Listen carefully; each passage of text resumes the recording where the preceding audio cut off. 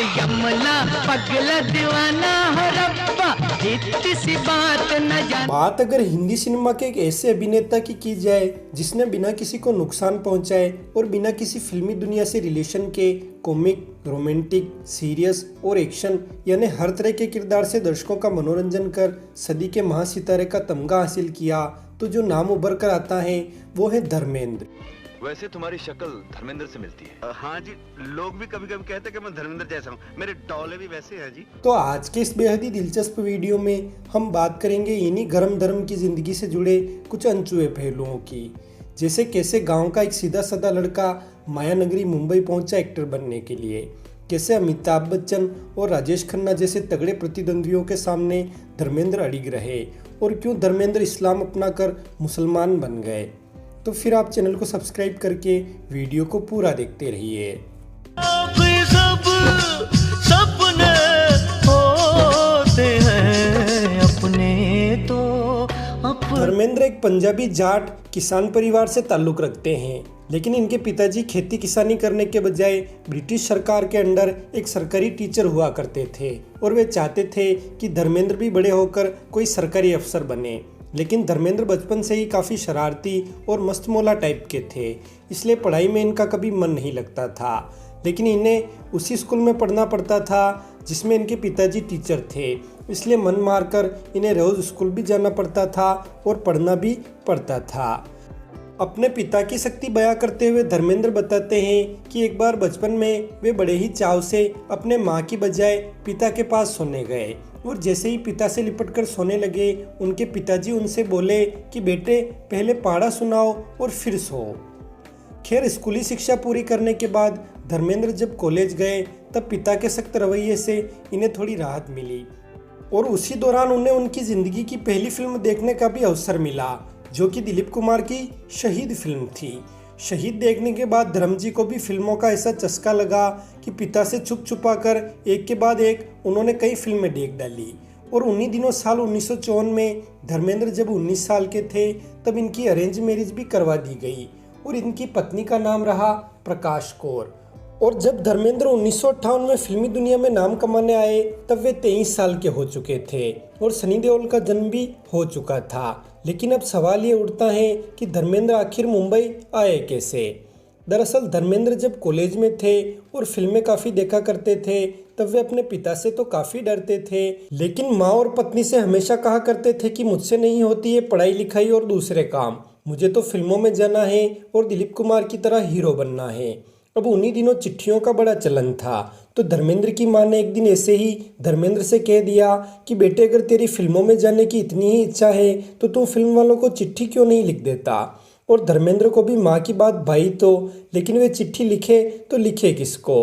और इसी दौरान धर्मेंद्र ने पढ़ाई छोड़ दी और कुछ दिन लोहे के कारखाने में काम किया और फिर रेलवे में 125 रुपये महीने की पगार पर नौकरी करने लग गए। बाबूजी तो चाहते थे कि मैं पढ़ लिख कर डॉक्टर या इंजीनियर बनूं, मगर पढ़ाई इस भेजे में घुसी ही नहीं। लोहे के कारखाने में काम करता हूँ मैं। लेकिन तभी उन्होंने एक फिल्मी मैगजीन पढ़ी जिसमें एक टैलेंट हंट के जरिए नए चेहरे चुने जा रहे थे, लिहाजा उन्होंने भी अपनी फोटो और पता डाक के जरिए उस मैगजीन को भेज दिया। कुछ समय बाद वे टैलेंट हंट के लिए चुन लिए गए और फाइनली उन्हें मुंबई से बुलावा आ गया और मुंबई जाते ही उन्होंने जो पहली फिल्म साइन की वो थी बंदनी और इस पहली फिल्म में धर्मेंद्र को लीड रोल मिला और फिल्म का second lead role Shashi Kapoor को। बंदनी फिल्म मिलने के बाद धर्मेंद्र को लगा कि उनकी गाड़ी चल निकली, लेकिन फिर जल्द ही उन्हें एहसास हुआ कि ये सब इतना आसान नहीं है, क्योंकि बंदनी में कई फेरबदल किए गए। जिस रोल के लिए धर्मेंद्र को साइन किया गया उससे उन्हें हटाकर अशोक कुमार को साइन कर लिया गया और जिस रोल के लिए शशि कपूर साइन किए गए उसके लिए धर्मेंद्र को साइन कर लिया गया और फिल्म की शूटिंग लगातार डिले होने लगी। अब धर्मेंद्र घर से जो पैसे लेकर आए थे वो भी धीरे धीरे खत्म होने लगे और फिर कुछ दिनों के लिए तो नौबत ये आ गई कि धर्मेंद्र को कई रातें तो सिर्फ चने खाकर गुजारनी पड़ी और कुछ रातें भूखे भी रहे धर्मेंद्र। फिल्मी स्टूडियोज के चक्कर लगाने के लिए धर्मजी मीलों पैदल इसलिए चलते थे कि किराए में लगने वाले पैसे बचाकर वे उनसे खाना खा सके। मारो धक्के मारो, तुम लोगों ने अमिताभ को भी धक्के मारे थे, राजेश खन्ना जितेंद्र की भी खिल्ली उड़ाई थी। जिस दिन मैं एक्टर बन गया तुम चमचे बनकर मुझे सलाम मारोगे। और उन्हीं दिनों उन्हें फिल्म मिली दिल भी तेरा हम भी तेरे। कहने को तो ये अर्जुन हिंगोरानी की फिल्म थी, जिन्हें धर्मेंद्र का गॉडफादर कहा जाता है, क्योंकि यही वो पहली फिल्म थी जिसमें धर्मेंद्र नजर आए, यानी धर्मेंद्र की पहली रिलीज फिल्म। लेकिन इसके लिए धर्मेंद्र को फीस के तौर पर सिर्फ 51 रुपये दिए गए, और वो भी किश्तों में। लेकिन फिर भी धर्मेंद्र ने अर्जुन हिंगोरानी का एहसान ताउम्र माना। खैर, दिल भी तेरा हम भी तेरे बॉक्स ऑफिस पर कुछ खास कमाल नहीं दिखा पाई, लेकिन इसके बाद साल 1961 में रिलीज हुई धर्मेंद्र की दूसरी फिल्म शोला और शबनम हिट रही, और इसके चलते धर्मेंद्र को उस जमाने का उभरता हुआ एक्टर कहा जाने लगा। लेकिन ये फिल्म धर्मेंद्र को मिली कैसे, ये किस्सा भी बड़ा दिलचस्प है। दरअसल इस फिल्म के डायरेक्टर इसके लिए देवानंद को लेना चाहते थे, और एक दिन देवानंद फिल्म की स्क्रिप्ट डिस्कस करने जब डायरेक्टर के पास पहुंचे तो वहां पर एक लंबी लाइन लगी हुई थी, जिसमें बहुत सारे नए लड़के किसी छोटे रोल के लिए ऑडिशन देने के लिए खड़े थे। अब उनमें से एक लड़का देवानंद को बहुत पसंद आया, और उन्होंने उसे पास बुलाकर कुछ बातें की, और फिर उसे वहीं रुकने के लिए कहकर अंदर डायरेक्टर के पास चले गए। डायरेक्टर ने जब देव साहब को स्क्रिप्ट सुनाई तो उन्होंने कहा कि मैं तुम्हारी इस फिल्म में काम नहीं करूँगा, और डायरेक्टर को बाहर उस लड़के के पास ले गए और बोले कि ये लड़का तुम्हारी फिल्म का हीरो होगा। अब डायरेक्टर इतने बड़े तो नहीं थे कि देवानंद की बात टाल सके, इसलिए उन्होंने उस लड़के को बतौर हीरो साइन कर लिया, और वो लड़का और कोई नहीं बल्कि धर्मेंद्र थे। और शोला और शबनम ही वो पहली फिल्म थी जिसमें धर्मेंद्र पर पहली बार मोहम्मद रफ़ी द्वारा गाया गया गाना फिल्माया गया, और इसके बाद धर्मेंद्र के सुपरस्टारडम के दौर में मोहम्मद रफ़ी साहब की आवाज़ को ही धर्मेंद्र के लिए सबसे फिट कहा जाता था, और धर्मेंद्र भी मोहम्मद रफ़ी को अपना सबसे पसंदीदा सिंगर मानते हैं। आज मौसम बड़ा बेईमान है, मेरी महबूबा महबूबा महबूबा, दिल मिल सितारों का आंगन हो, यमला पगला दीवाना हो रब्बा। खैर, शोला और शबनम के बाद बॉयफ्रेंड, सूरत और सीरत, अनपढ़ और शादी जैसी कुल 6 फिल्में रिलीज होने के बाद 1963 में रिलीज हुई थी फिल्म बंदनी, जिसे धर्मेंद्र ने सबसे पहले साइन किया था। बंदनी जहां धर्मेंद्र द्वारा साइन की गई पहली फिल्म रही, तो वहीं यही वो आखिरी फिल्म रही जिसे बिमल रॉय ने डायरेक्ट किया। व्यूअर, 1964 में रिलीज हुई फिल्म हकीकत को धर्मेंद्र की सबसे बेहतरीन फिल्मों में शुमार किया जाता है, जिसके लिए धर्मेंद्र ने हड्डियां गला देने वाली ठंड में शूटिंग की थी।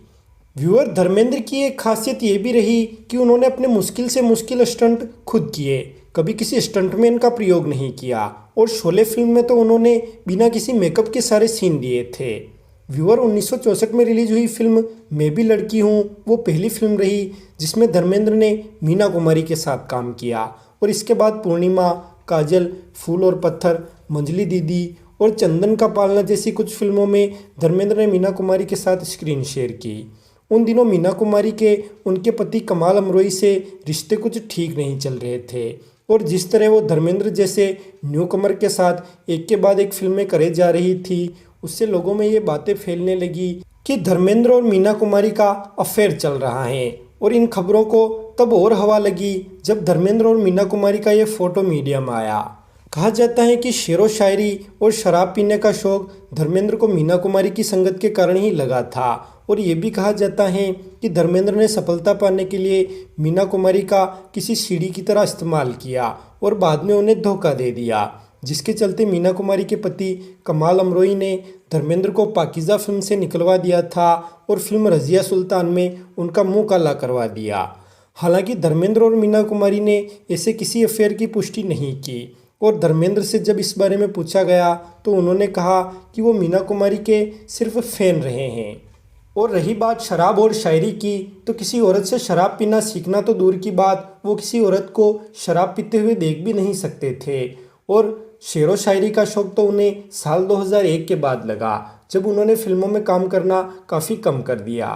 खैर, मीना कुमारी के अलावा धर्मेंद्र का नाम आशा फारेक और राखी जैसी अभिनेत्रियों के साथ भी जुड़ा, लेकिन धर्मेंद्र के इन अफेयर्स की इतनी चर्चा नहीं हुई क्योंकि शायद ये खबरें गलत थी। खैर, 60 के दशक के अंत तक धर्मेंद्र कई हिट और सुपरहिट फिल्में दे चुके थे, जिनमें फूल और पत्थर, मोहब्बत ज़िंदगी है, जब याद किसी की आती हैं और आया सावन जून के जैसी रोमांटिक फिल्मों के साथ अनुपमा और सत्यकाम जैसी फिल्में भी शामिल थी, जिनके ज़रिए धर्मेंद्र ने यह साबित कर दिया कि बिना किसी एक्टिंग कोर्स के भी मेथड एक्टिंग में उनका कोई सानी नहीं है। व्यूअर 1969 में कमाई के मामले में टॉप 5 में राजेश खन्ना और संजय खान की फिल्में थी, लेकिन संजय खान का ये टॉप 5 में शामिल होने का ग्राफ सिर्फ 1969 में ही सिमट कर रह गया और राजेश खन्ना, जो कि 1969 से 1971 तक बॉक्स ऑफिस पर छाए रहे, वो भी धर्मेंद्र के वर्चस्व को नहीं हिला पाए। जहां 1971 के बाद राजेश खन्ना की फिल्में बॉक्स ऑफिस पर ढेर होने लगी, वहीं धर्मेंद्र का जादू वहीं था जो कि 1965 से चला आ रहा था। 1973 में जंजीर आई और हिंदी सिनेमा को एंग्री यंग मैन के रूप में अमिताभ बच्चन मिल गए। सुनील दत्त, शम्मी कपूर और यहाँ तक कि दिलीप कुमार, देवानंद और राज कपूर जैसे दिग्गज भी बतौर एक्टर ढलान पर आ गए।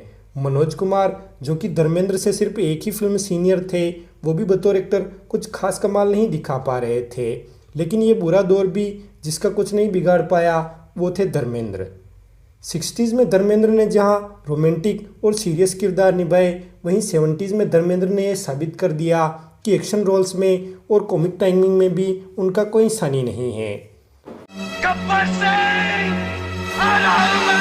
ये अंग्रेजी में निमोनिया पी से, मेरा मतलब पा से शुरू होता है। ऐसे ही थाइसिस भी पी से आरंभ होता है। तो फिर इसे पनीमोनिया और पथाइसिस क्यों नहीं कहते?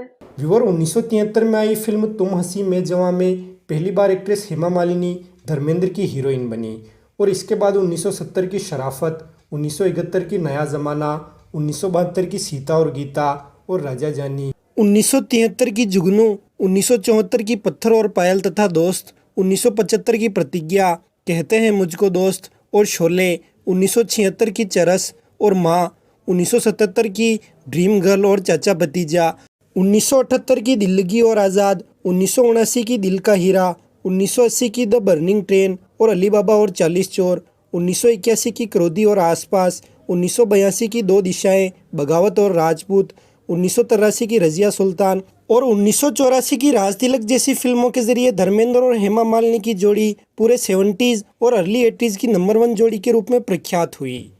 व्यूअर, वैसे तो हेमा मालिनी की खूबसूरती का जमाना दीवाना है, लेकिन धर्मेंद्र सहित संजीव कुमार और जितेंद्र जैसे कुछ फिल्मी सितारे भी हेमा मालिनी के इस कदर दीवाने थे कि उनके जीवन साथी बनने की चाहत रखते थे।